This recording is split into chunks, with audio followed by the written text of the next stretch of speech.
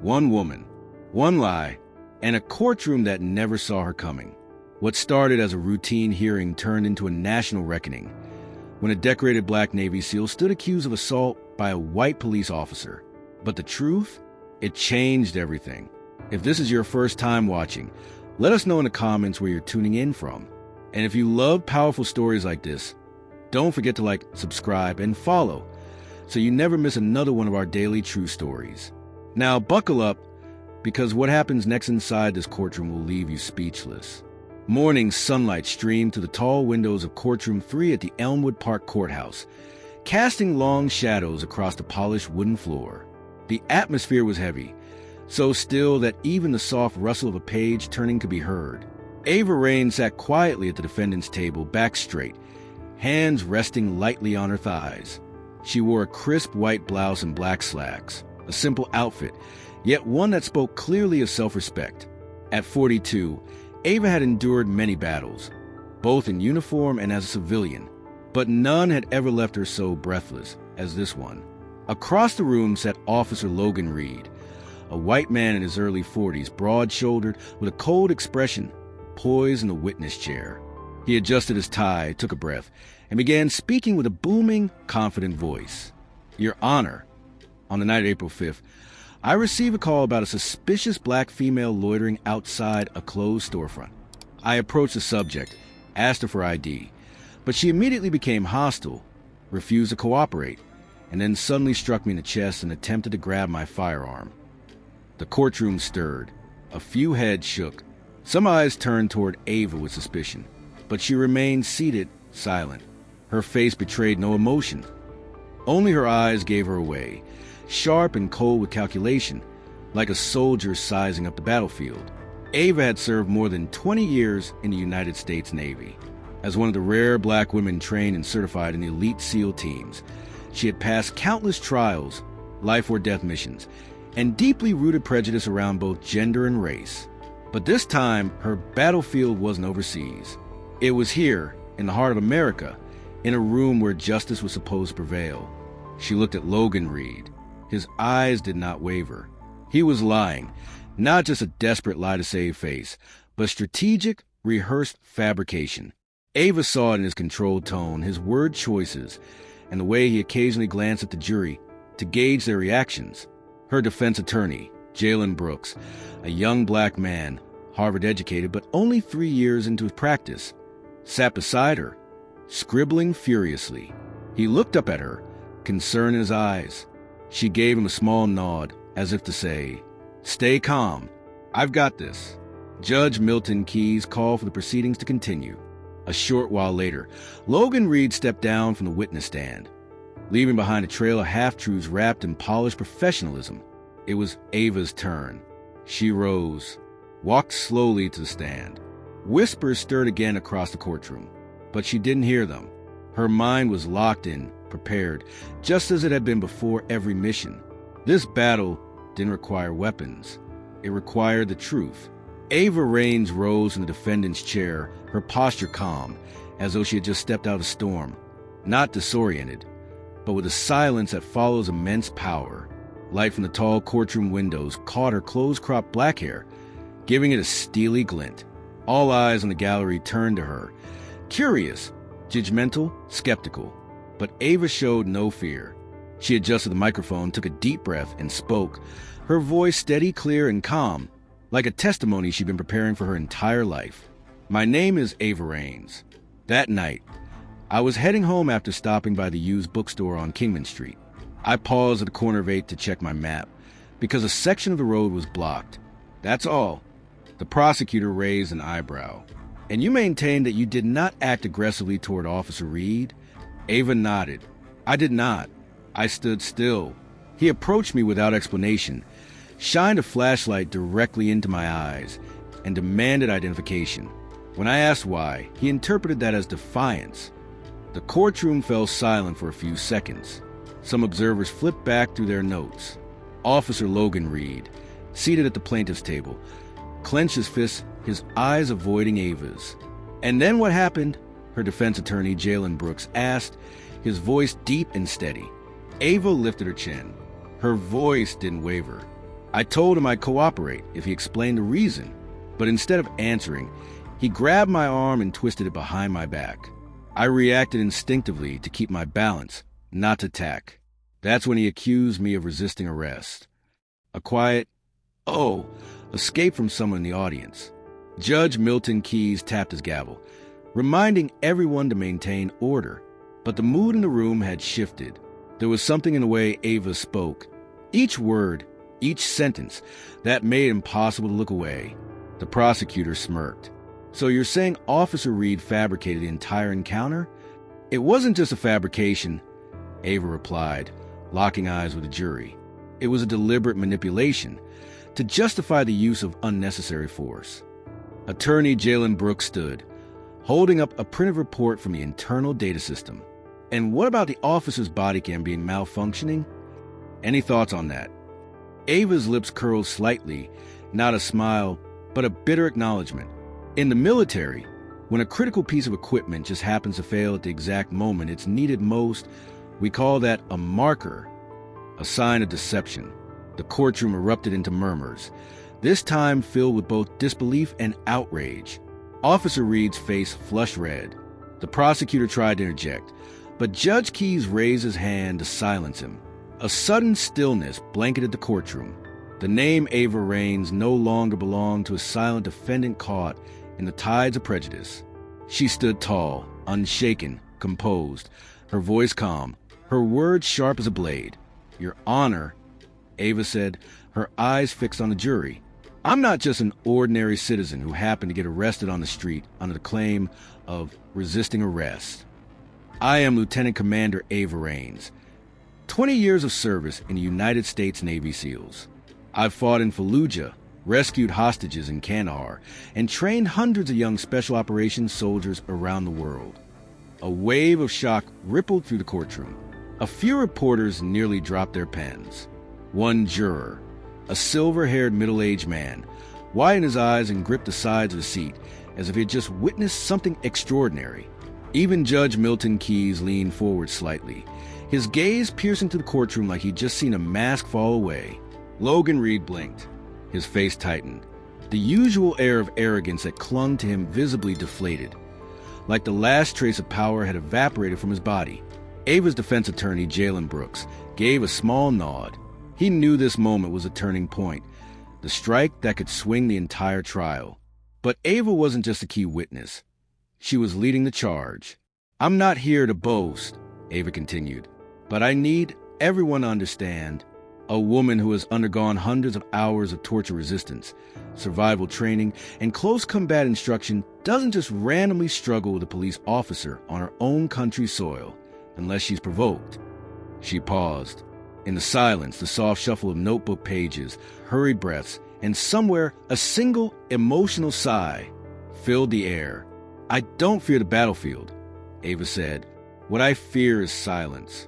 The kind of silence that allows people like Logan Reed to stand on this platform and fabricate a story, while the system waits for any excuse to believe him." Logan shook his head slightly, lips pressed into a line, his hand gripping the armrest so tightly his knuckles paled. The jury stared at him differently now. A young woman on the panel clicked her tongue quietly, her expression laced with outrage. Attorney Jalen Brooks stepped forward, steady and poised. "Lieutenant Commander Raines, in your 2 decades of service, have you ever been accused of assaulting anyone?" Ava shook her head without hesitation. "Never. I wore the uniform to defend justice, not to abuse it." The prosecution said nothing. Neither the district attorney nor Logan Reed offered an immediate rebuttal. The courtroom had gone still, and Ava, the woman they once saw as a shadow in the defendant's chair, now stood like a pillar in the heart of storm. The narrative had shifted, but the battle was not over yet. The room held its breath as Ava's attorney, Jalen Brooks, rose once more. His eyes locked onto the jury with unwavering focus. He reached into his briefcase and pulled out a small USB drive, raising it before the court. "Your Honor, we request permission to present video evidence documenting the events of that night," Jalen announced. A large screen was lowered and the courtroom lights dimmed. The video began to play. Footage captured by a nearby store security camera. The images were unmistakable. Ava was walking calmly along the sidewalk, empty-handed. Suddenly, Officer Logan Reed appeared, approaching her with visible aggression. Without any warning, he shoved Ava against a wall and handcuffed her violently. Gasps rippled through the courtroom. Several jurors exchanged glances, their faces marked with disbelief.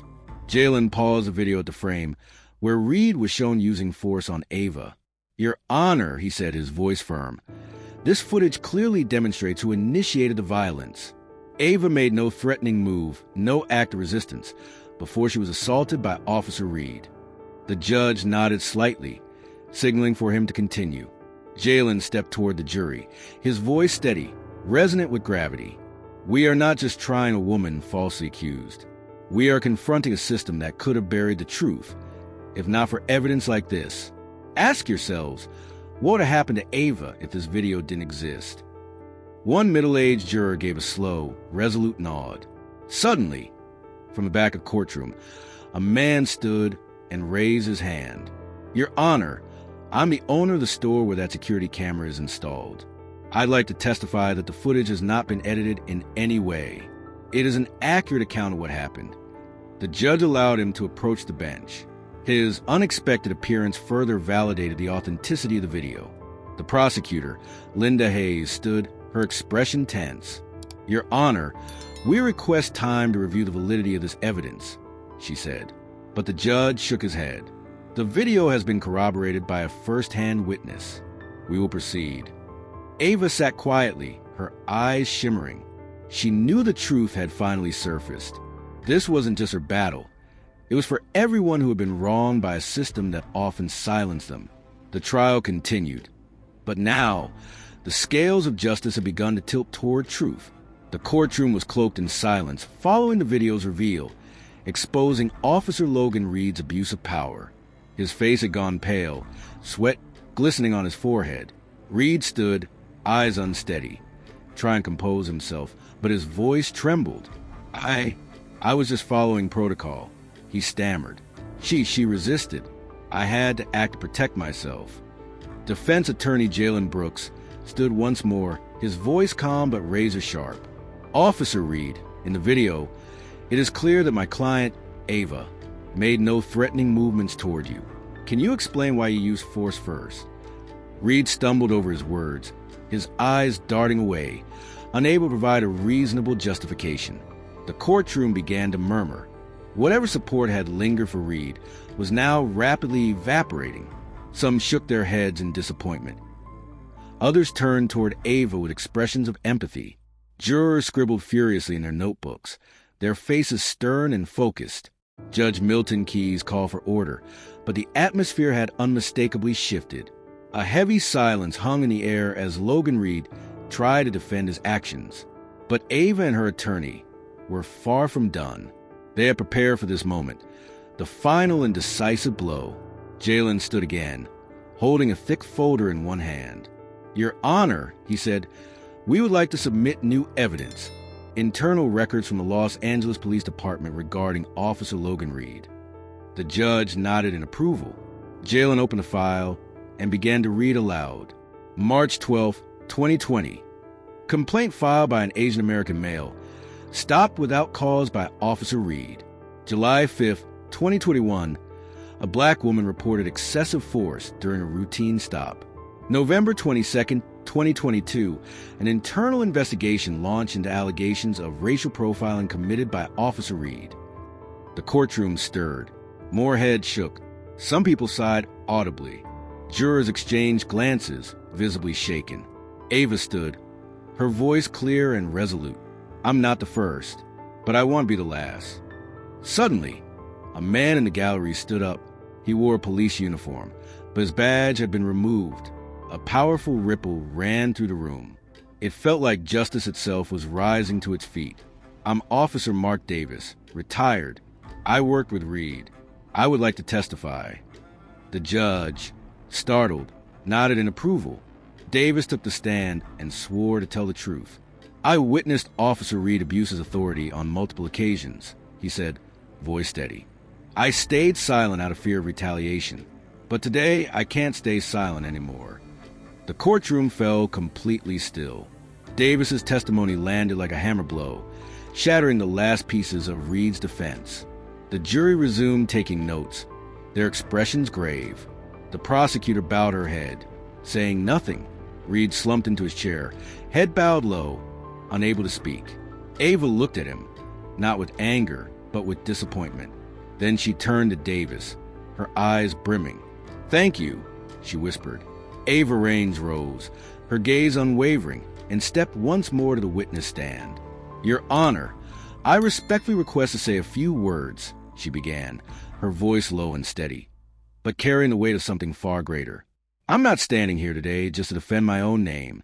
I'm standing for those who've been silenced, forgotten, and mistreated because of the color of their skin, their gender, or where they come from." She paused, turning her head slowly to meet the eyes of every person in the courtroom. "I served this country for 20 years as a Navy SEAL. I fought in distant lands to defend freedom and justice. But I never imagined that the hardest battle would be here at home, within the very system I once swore to protect." Suddenly, a loud sound echoed from the back of the courtroom. A middle-aged man wearing a dark jacket stood up and raised a sign high above his head. It read, "Justice for All." Security immediately moved toward him, but Judge Milton Keyes raised his hand to stop them. Ava looked at the man, then turned back to the judge. "Your Honor, I don't know this man, but I understand his message. We can't keep closing our eyes to injustice. Every action we take, every word we speak today, will shape the world we leave for those who come after us." She drew in a deep breath. Her voice softened, but the conviction only grew stronger. "I'm not asking for special treatment. I'm asking for fairness. Not just for me, but for anyone who has ever been mistreated and told to stay quiet. We can do better. We must do better." The courtroom was silent. Many eyes were wet with tears. The jurors continued writing, their faces grave and focused. Ava stepped down, her expression still firm. She knew that no matter what verdict came, she had done everything she could to fight for justice. Judge Milton Keyes called a recess for the jury to deliberate. Ava walked out of the courtroom, took a long, steady breath, and tasted the air of the freedom she had been fighting to reclaim. The truth was now out, and justice was drawing near. Inside, the courtroom felt thick with tension, like the entire world was holding its breath. Ava Raines stood at the defense table, her fingers interlocked, eyes fixed firmly on the jury. Behind her, Jalen Brooks, the young, passionate attorney, couldn't hide the tension in every breath he took. Across from them, Logan Reed sat stiffly, sweat beading at his temples, lips pressed tight as if praying that some miracle would undo the truths that had just unraveled. Then, the side door creaked open. The jury returned after 3 hours of deliberation. The foreperson, a sharp-eyed older white woman with silver hair, stood and held up the slip of paper that would determine everything. The courtroom went completely still. "We, the jury, find the defendant, Ava Raines, not guilty on all counts." The courtroom erupted. A flood of sound, gasps, sobs breaking free, then a thunderous wave of applause. Some people stood, wiping away tears. People who had known that same pain, now watching a sliver of justice break through the darkness. Ava remained still. Her eyes shimmered, but her face was calm and steady. She gently reached for Jalen's arm, squeezing it in silent gratitude. Judge Milton Keyes struck his gavel to restore order. But even in his firm expression was a clear reflection of respect. With the evidence and testimony presented, he declared, "This court recommends a formal investigation into the conduct of Officer Logan Reed, including allegations of excessive force, perjury, and systemic discrimination." Reed went pale. Gone was the smugness from earlier hearings. A few of his fellow officers, one seated behind him, stood quietly and turned away, unable to meet his gaze, as though the truth had become too bright to look at. That very afternoon, video clips from the trial, especially Ava's powerful testimony and the footage that caught Reed in the lie, spread like wildfire. The media swarmed. Major news networks and social media platforms lit up. The name Ava Raines dominated headlines. Black Navy SEAL exposes white officer in courtroom bombshell. Across the streets of Elmwood Park, Georgia, spontaneous marches formed. Hundreds held signs high. Justice for Ava. The system must answer. Silence is complicity. On college campuses and inside human rights organizations, the case sparked urgent conversations on police reform, racial justice, and the dangers of silent complicity in legal institutions. The New York Times called Ava a woman standing at the intersection of law and conscience, carrying rank in her heart and justice in her voice. CNN aired interviews with veterans and civil rights leaders. Many called this a moral reckoning, a turning point in how power and accountability within law enforcement are viewed. To those who had long been mistreated and unheard, Ava became a symbol, not because she won a trial, but because she dared to stand up, uniformed or not. She had said, "I won't bow, and you can't lie forever." And so, the tremor from a small courtroom in Havenbrook didn't just bring one man to face consequences. It shook the foundations of the system. A week later, the Elmwood Park Court formally ruled that Logan Reed was liable for misconduct. 3 days after that, the Elmwood Park Police Department released an official statement. Logan Reed was indefinitely suspended. An internal investigation was launched, not only into Reed's actions, but into the entire system that had shielded him for years. News spread fast. Morning broadcasts replayed the image of Ava standing tall in the courtroom, her eyes blazing with resolve. Her voice carrying the weight of a generation, refusing to be silent. Social media lit up. Clips of her testimony went viral. Hashtags like hashtag Justice for Ava and hashtag We Stand With Raines flooded every corner of the internet. On forums and message boards, people began to tell their own stories. Accounts of discrimination, abuse, and invisibility at the hands of people like Logan Reed. The Georgia Executive Oversight Committee launched an inquiry. A special investigative task force was formed to review a backlog of complaints. Cases have been dismissed or buried without cause in recent years, all tied to racial bias, coercion, or abuse of power. Police departments from Albany to Savannah were ordered to re-examine their internal procedures, audit disciplinary records, and evaluate the integrity of their oversight structures. As for Ava Raines, the tidal wave that followed the trial didn't push her back. It pushed her into the light. In the days that followed, Ava received dozens of speaking invitations from universities, civil rights organizations, even the state legislature.